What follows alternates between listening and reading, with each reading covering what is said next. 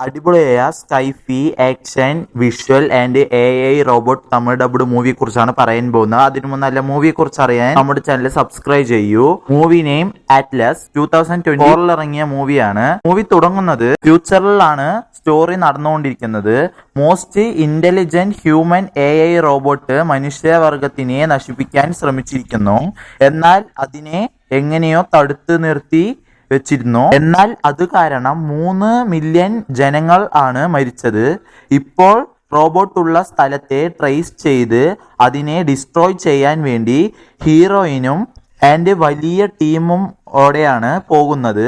But situation collapse ആയി എല്ലാവരും മരിച്ചു പോകുന്നു. എന്നാൽ ഹീറോയിൻ മാത്രം ഉള്ളത്. ഒരു AI വാർ മിഷന്റെ ഹെൽപ്പോടെ വില്ലൻ AI റോബോട്ടിനെ നശിപ്പിക്കാൻ പോകുന്ന ഹീറോയിൻ ഇതിനു ശേഷം എന്താകുന്നു എന്നൊക്കെയാണ് ഈ മൂവിയുടെ സ്റ്റോറി. സൂപ്പറായ AI മൂവിയാണ്, മറക്കാതെ കാണൂ. കണ്ടവർ എങ്ങനെയുണ്ടെന്ന് കമന്റ് ചെയ്യൂ.